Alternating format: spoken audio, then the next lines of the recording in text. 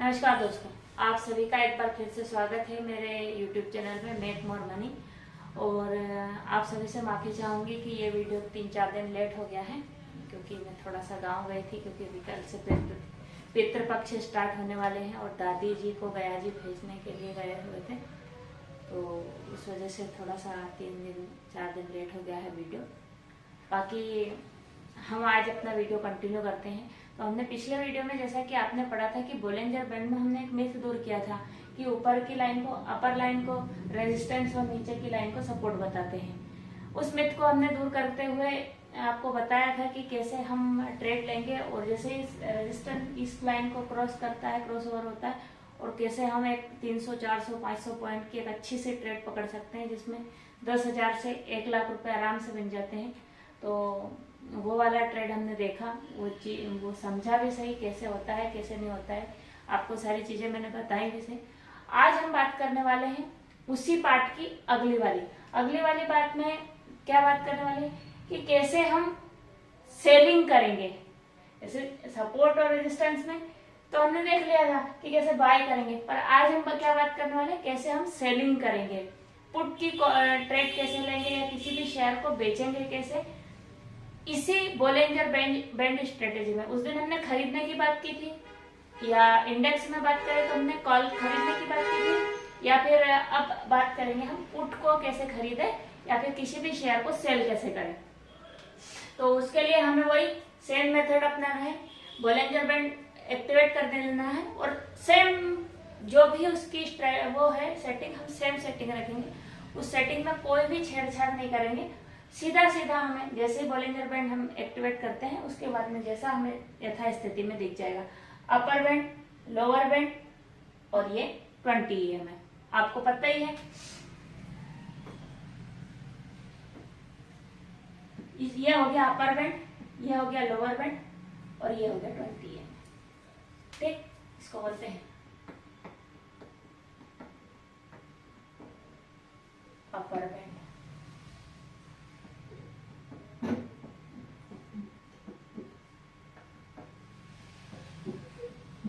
Lower band, और ये हो गया 20।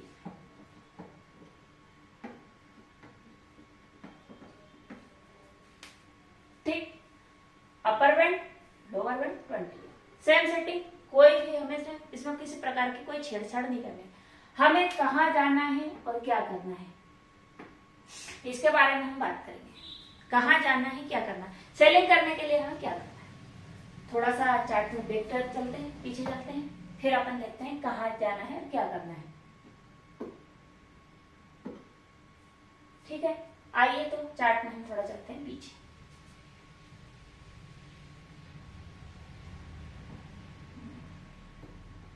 ये चार्ट लगा है हमारे सामने मिड कैप निफ्टी का।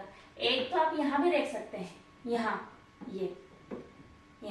पे हमें हमारी एंट्री कहाँ बनेगी, पर इसमें थोड़ा सा छोटा सा टारगेट है, तो हम छोटे टारगेट के लिए नहीं बात करें, हम बड़े टारगेट के लिए। एक बार हम सीख लेंगे तो छोटा हो टारगेट या बड़ा हो टारगेट मिलेगा, मेन बात वो है। तो पर हम देखते हैं बड़े टारगेट के पास में कैसे जाते हैं और बड़ा टारगेट कैसे अचीव होता है।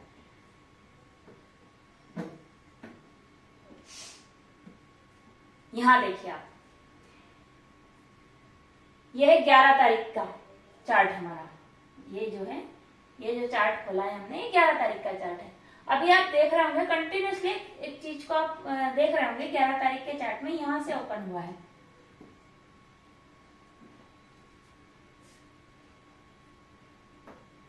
हमारा ओपन कहां से हुआ है, यहां से। ये 11 तारीख कहां तक है,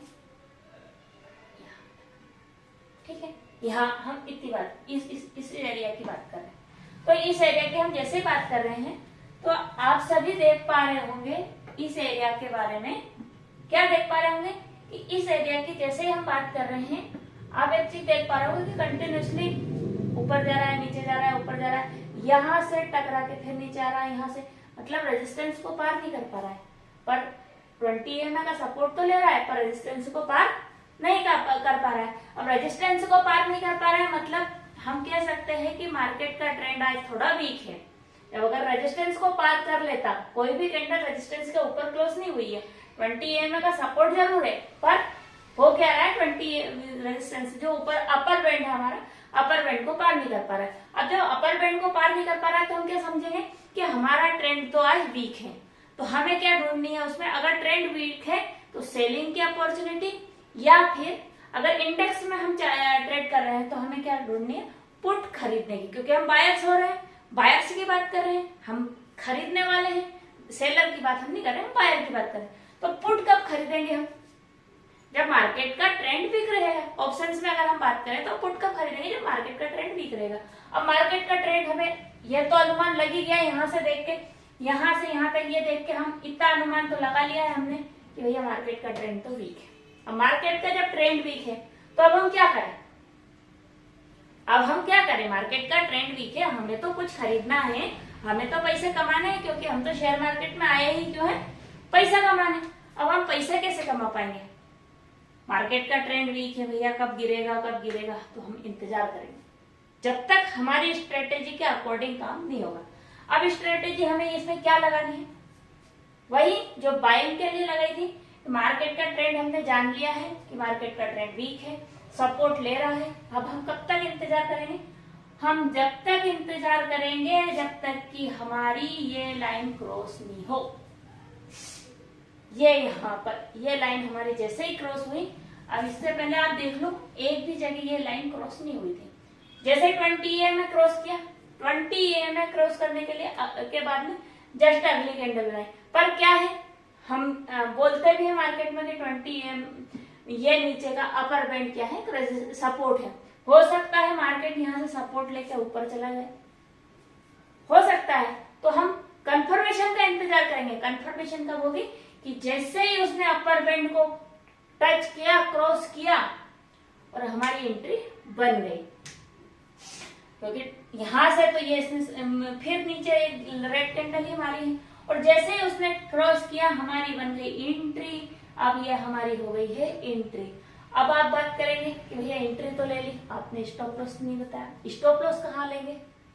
सबसे पहली बात, कम से कम अगर हम किसी भी स्ट्रेटेजी को अपनाते हैं तो उसमें प्रॉफिट तो हम देखते ही देखते हैं, पर हमारा उस स्ट्रेटेजी में लॉस कितना हो वो चीज भी हमें देखना बहुत ज्यादा जरूरी है। अब हमारा लॉस कितना हो तो हम लॉस को कहाँ मेंशन कर देंगे, यहाँ इस कैंडल के ऊपर वाले हिस्से में। ये हमारी एंट्री हो गई। एंट्री हमारी ये है, एंट्री कितनी पॉइंट की है हमारी, मान लो मिड कैप निफ्टी में 13,167 रुपए, मतलब 170, राउंड फिगर में बात करें और कोई बात नहीं, राउंड फिगर में बात करें तो 13,167 हमारी एंट्री हो गई। स्टॉप लॉस क्या हो गया, 13,190 हमारा, अगर 170 हमारी एंट्री है, 190 हमारा स्टॉप लॉस, क्योंकि हम पुट की बात कर रहे हैं या सेलिंग की बात कर रहे हैं। तो मार्केट ऊपर जाएगा तभी हमारा स्टॉप लॉस हिट होगा, मार्केट नीचे आएगा तो हमें टारगेट मिलेगा। बहुत लोग बात करते हैं, ये वही बात हो रही है दोस्तों, अगर आप बिगनर हैं तो आपको थोड़ा सा मैं समझा दूं, ये वही बात हो रही है जब बोलते हैं ना लोग, अरे मार्केट आज डाउन था, अपन अरे आज तो मार्केट रेड में था, ये फला शेयर रेड में था, तो कोई बोलता है जो शेयर मार्केट को जानता है, जिसने थोड़ा काफी समय से काम किया है, वो क्या बोलता है, भैया वो तो गिरे या उठे मुझे कोई मतलब नहीं, मैंने तो मेरा पैसा निकाल लिया, मैंने तो आज गिरते हुए बाजार में 10,000 लगा के 1 लाख कमाए, बोलते हैं बहुत सारे लोग। तो ये स्ट्रेटेजी वही है, हम बात वही कर रहे हैं कि गिरते हुए बाजार में या किसी भी शेयर का भाव गिर रहा है, हम उसमें कैसे अपना पैसा बनाएं। हमने यहाँ पर अपनी एंट्री बना ली है, सेलिंग कर रहे हैं हम किसी भी शेयर को, मान लो डिक्सन को ही हमने, मान लो डिक्सन को हमने सेल किया है, तो कहाँ सेल किया, यहाँ सेल कर दिया, ये हमारे स्टॉप लॉस हो गया। कि मान लो उसमें 13,000 में हमने एंट्री बना ली, 13,170 रुपए में हमने एंट्री बना ली कि हम तो यहाँ से 13,170 में सेल करेंगे। अब जब सेल करेंगे तो बेचेंगे, उसमें क्या होगा, सेलिंग करनी है, पर हमारा वहां से हमने जहां से एंट्री ली वहां से शेयर मार्केट ऊपर जाने लग गया, मार्केट ऊपर जाने लग गया, डिक्सन ऊपर गया। अब जब डिक्सन ऊपर गया तो हम कहाँ तक अपना एंट्री, हम कहाँ तक ट्रेड होल्ड करेंगे, कहाँ तक हम, हो सकता है यहाँ से वापस आ जाए, हम होप में नहीं बैठेंगे, हम स्टॉप लॉस लेके बैठेंगे। और स्टॉप लॉस कौन सा लेंगे, यही कैंडल का ऊपर वाला हिस्सा। अगर जैसे ही इस कैंडल को ऊपर को क्रॉस करके कोई अगली कैंडल बनने लगे, हम अपनी ट्रेड काट देंगे। विक बनने पे नहीं काटेंगे, जैसे ऐसे ये डंडे बने ना, ऐसे डंडे पे ट्रेड नहीं काटेंगे। बराबर कैंडल क्लोज करें, यहाँ कैंडल जैसे ये कैंडल ने क्लोज करी और दूसरी कैंडल भरपूर बनने लगी, तब हमने एंट्री ली है, ना कि कब ली कि जब विक बना के ये आ गई। विक पे एंट्री नहीं लेनी है, हमें लेनी है एंट्री बराबर भरी हुई कैंडल बनने लगे तब। ऐसे ही जब बराबर भरी हुई कैंडल बनेगी तभी हमारा स्टॉप लॉस कटेगा। ठीक है, आ गई बात समझ। अब हमने बात कर ली, क्या क्या बात कर ली हमने बात कर ली है कि हमारी एंट्री कहाँ है, तो हमारी एंट्री यहाँ है, हमारा स्टॉप लॉस यहाँ है। और अब हम टारगेट की बात करेंगे।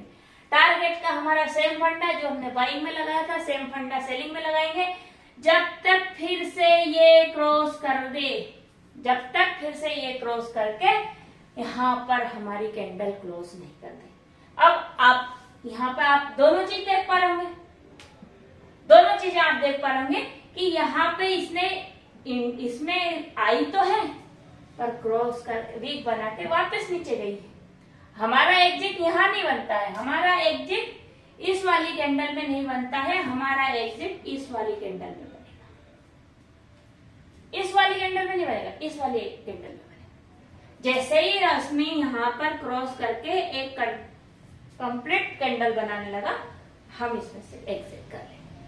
अब हम मेजर कर लेते हैं कि भैया जो हमने एंट्री ली थी वो एंट्री हमारी कितने पॉइंट हमें देके गई। यहाँ हमने एंट्री ली 70 में एंट्री ली मान लो, है ना, क्योंकि मेरी लाइन थोड़ी टेढ़ी चलेगी, आप थोड़ा सा एडजस्ट कर लें, क्योंकि मैं आपको समझाने के लिए मैं वो लाइन नहीं लगा रही हूँ, मैं हाथ से लाइन खींच रही हूँ ताकि आपको थोड़ा सा आसानी से समझ में। 70 में 170 में एंट्री ली और हमारा स्टॉप लॉस कहाँ कटा है, यहाँ पे हमारा टारगेट है 13,144 मिड कैप निफ्टी। अब हम आप कहोगे कि ये तो आपने तो 400-500 पॉइंट की बात की है, पर वो 400-500 पॉइंट कौन देता है, बैंक निफ्टी, बड़ा index bank Nifty. Mid cap Nifty में सबसे कम मूवमेंट होती है, बहुत स्लो मूवमेंट होती है। पर एक बात मैं आपको अच्छे से बता दूं, मिड कैप निफ्टी में भले ही मूवमेंट स्लो होती है पर उसका लॉट साइज है 50 का, 50 एक लॉट में 50। तो यहाँ पर कितने पॉइंट हो रहे हैं, 170 में हमारी एंट्री हुई है, 114 में हमारे मतलब 110 में एग्जिट मान लो, 110 में एग्जिट मान लो। यहाँ वैसे तो हम यहाँ भी कर सकते थे, पर ये हमारी एग्जिट नहीं है, हम तो यही एग्जिट करेंगे भैया। थोड़ा सा और ज्यादा टारगेट आया है कोई दिक्कत नहीं, कम आ रहा है कोई दिक्कत नहीं। तो क्या हो गया, निफ्टी 50 में है भाई 50 का लॉट है, 50 का लॉट है मतलब 70 और ये कितना हुआ है, 70 में से 10 जाएंगे 60 पॉइंट। तो हमने कितने पॉइंट का मूवमेंट कैप्चर किया एक दिन में, 60 पॉइंट का, 6×5 = 30 इक्वल एक लॉट से कितने बने हमारे 3,000 रुपए। एक लॉट से हमने कितने बना लिए 3,000 रुपए। यहाँ एंट्री थी क्योंकि सेफेस्ट एंट्री थी, चाहते आप अगर आपको 3,000 रुपए एक लॉट से सफिशिएंट है, थोड़ा ज्यादा भी मिल जाता है यहाँ पे। पर हम क्या बात करें, हमारे ट्रेंड के अकॉर्डिंग जब तक हमारी चीजें नहीं होंगी हम तब तक एग्जिट नहीं लेंगे। यहाँ हमारे ट्रेंड के अकॉर्डिंग चीजें हुई हैं, हमने एग्जिट ले लिया एक लॉट में 3,000 रुपए। मतलब अगर मान लो क्योंकि दिन भर साइडवेज रहा है मार्केट, तो इसका भाव तो जो भी हमने जिस भी पोजीशन में बनाया वो हमें सस्ता ही मिला होगा। इसमें पुट की पोजीशन जो भी पोजीशन खरीदी होगी हमने सस्ते भाव में खरीदी होगी, महंगे भाव में नहीं खरीदी होगी। तो सस्ते भाव में भी अगर हमने कोई सी भी कितने भी 100 रुपए की खरीदी होगी, 200 की खरीदी होगी, 400 की खरीदी होगी, कोई सी भी पुट खरीदी होगी, अगर 400 की पुट खरीदी है तो 400 इंटू, अगर मान लो मैंने 400 की पुट खरीदी है ना, मैंने अगर 400 की पुट खरीदी तो 400 इंटू 50, ठीक कितने बन गए 5 × 20, 20,000 का खरीदा, 20,000 का एक लॉट खरीदा। वैसे 400 की पुट मिलती नहीं है मिड कैप निफ्टी में, 400 की पुट बहुत ज्यादा इंना मनी हो जाती है। इतनी महंगी पुट हम नहीं खरीदते कभी भी। हम ज्यादा से ज्यादा मिड कैप निफ्टी में पुट होती है, अगर कुछ भी होता है तो मिड कैप निफ्टी में बहुत कम का होता है। 20,000 की, अगर 20,000 लगाकर मैं 15 से 20 मिनट में 3,000 रुपए बना लेती हूँ मेरी स्ट्रेटेजी के अकॉर्डिंग, तो मुझे क्या दिक्कत है। अगर मैंने एक लॉट 20,000 का खरीदा, 20,000 से 3,000, ये मिड कैप निफ्टी की है। मिड कैप निफ्टी की बात इसलिए है क्योंकि इसमें सबसे कम मूवमेंट है, सबसे स्लो मूवमेंट है। बिगनर्स के लिए मैंने पहले ही बोला, अगर आप ऑप्शन बायर है, बिगनर्स हैं, तो आपको कोशिश करना चाहिए कि आप मिड कैप निफ्टी में करें। मेरे हिसाब से, मेरा पर्सनल एक्सपीरियंस है कि अगर बिगनर्स हैं आप, और मेरे हिसाब से अगर मैं आप बात करें तो हमें ऑप्शन ट्रेडिंग में सबसे सेफेस्ट, सबसे मतलब कम रिस्क की जो चीज होती है, क्योंकि इसमें एकदम से 100 पॉइंट का मूव नहीं आता है, एकदम से 100 पॉइंट ऊपर नहीं भागता है, एकदम से 100 पॉइंट नीचे नहीं भागता है। इसमें दिन भर का मूवमेंट 100-150 पॉइंट का रहता है। तो 100-150 पॉइंट भी बहुत रेयर कंडीशन में बड़ा वाला कुछ होगा तो ही होगा 100-150 पॉइंट का, नहीं तो 50-60 पॉइंट ही इसमें बनते हैं, मैक्सिमम 50-60 पॉइंट। अगर मैंने 20,000 रुपए लगा के 3,000 रुपए बनाए, वैसे 20,000 की लॉट आती नहीं है किसी भी इंडेक्स में। 5-6 हजार रुपए, 7,000 से ज्यादा महंगी किसी भी इंडेक्स का लॉट नहीं आता है। ठीक है दोस्तों, आप समझ गए होंगे। हाँ, आपकी इस चीज को मैं एक चीज जगह और समझा सकती हूँ। अगर आप, मैं जैसे बात करती हूँ तो अपन इस चीज को समझने के लिए बैंक निफ्टी का चार्ट भी लगा लेते हैं। चलो बैंक निफ्टी लगा लेते हैं।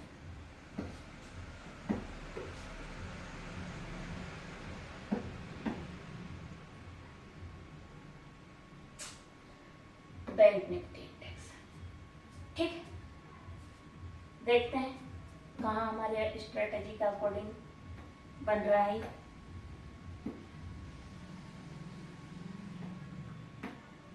ठीक है, ढूंढते हैं।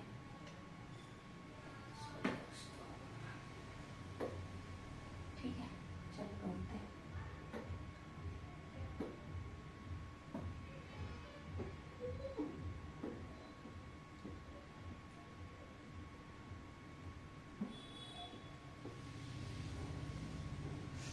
यहाँ देखो,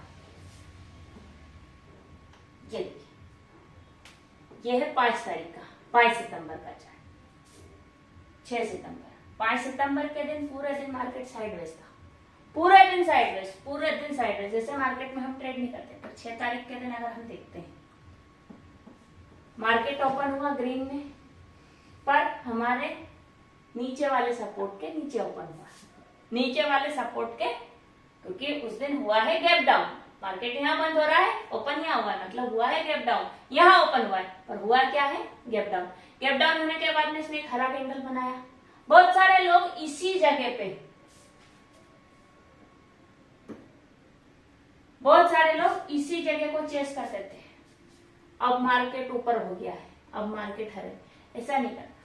हमें क्या करना है, हमें हमारी स्ट्रेटेजी के अकॉर्डिंग हम क्या करेंगे, हमारी स्ट्रेटेजी के अकॉर्डिंग हमें कुछ नहीं करना है। हमें सीधा सीधा कि जब ये इसके नीचे ही ओपन हुआ है, पर हमारा क्रॉसओवर कहाँ हुआ, क्योंकि ये इसमें को टच करके नीचे आ गया, इसको यहाँ पे भी बना दी, मतलब हमें लग गया कि मार्केट का सेंटिमेंट तो आई डाउन का है, पर डाउन में कहा, हमारा यहाँ पर ये एंट्री है हमारी। अब इस एंट्री को चाहे तो आप यहां तक कंटिन्यू कर सकते हैं, चाहे तो आप यहां तक कंटिन्यू, मैं तो ऐसे बोल दूंगी यहां तक कंटिन्यू कर सकते, पर हमें यहां तक कंटिन्यू करना नहीं है। हमें तो यहाँ पर एग्जिट ले लेना है। और अगर हमारी एंट्री यहाँ है तो हमारा स्टॉप लॉस ये हो जाएगा, ये एंट्री है। स्टॉप लॉस कितने पॉइंट का बन रहा है हमारा,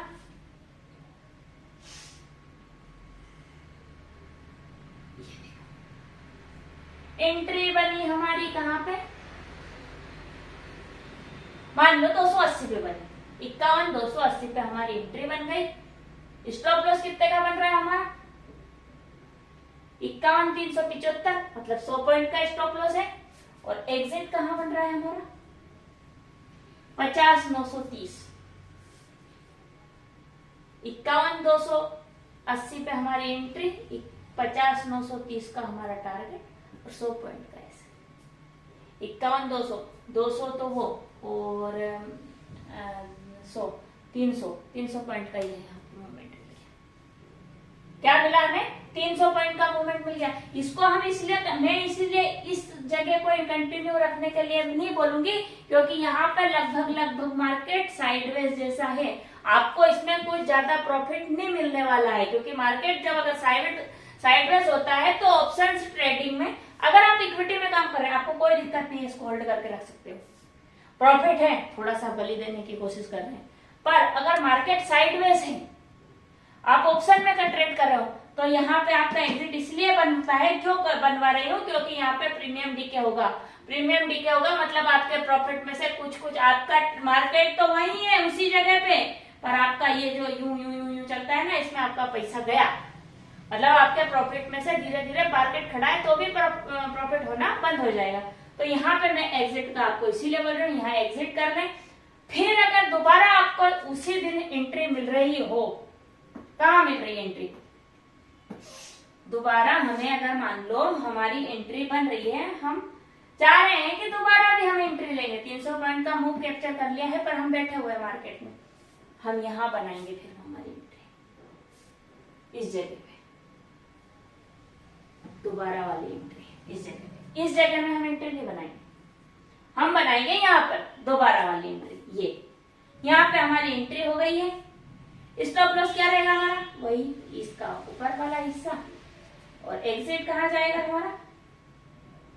एग्जिट यहाँ जाएगा। और ये छोटा सा मूवमेंट है। मेरा तो मानना है कि अगर आपने दिन में एक मूवमेंट कैप्चर कर लिया, दूसरे मूवमेंट की जरूरत नहीं। 300 पॉइंट कैप्चर कर लिए बैंक निफ्टी में, मतलब कितना हो जाएंगे? बैंक निफ्टी में 15 का लॉट होता है इंटू 300 पॉइंट, मतलब 15 × 45, 4,500 रुपए। ठीक, अभी आप देखो इसमें 300 पॉइंट कैप्चर किए, फिर भी 4500। अपने ने मिड कैप निफ्टी में 50-60 पॉइंट कैप्चर किए थे, 3,000 रुपए, मात्र 60 पॉइंट में 3,000। तो इसीलिए बोलते हैं छोटे से मूवमेंट में भी बड़ा प्रॉफिट मिड कैप निफ्टी ने दे दिया। यहाँ पर भी अच्छा प्रॉफिट है।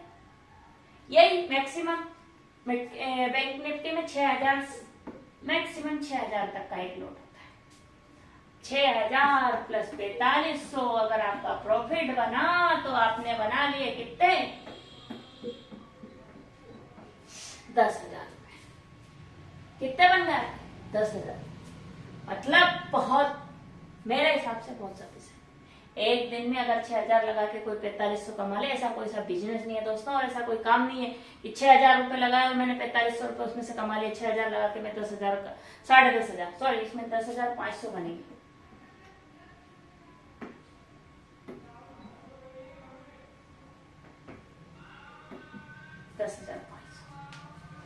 छह हजार रुपए लगाए, कितने लगाए? 6,000 लगाए, 4,500 कमाए, तो 10,500 रुपए बना लिए। ऐसा कोई सा भी बिजनेस नहीं। ये है शेयर मार्केट की पावर। और शेयर मार्केट की पावर से भी ज्यादा बड़ी बात क्या है दोस्तों? ये है हमारे स्ट्रेटेजी की पावर। ये वाली, ये जो पावर है, ये हमारी स्ट्रेटेजी की पावर है। हमने जो सीखा, हमने जो किया, उसका पावर है ये। तो ठीक है दोस्तों, आशा करती हूँ आपको आज का वीडियो पसंद आया होगा। पसंद आए तो चैनल को प्लीज सब्सक्राइब करें। आज भी ये स्थिति है कि 70% लोग नॉट सब्सक्राइब है मेरे, केवल 30% लोग सब्सक्राइब हैं जो वीडियो देख पा रहे हैं।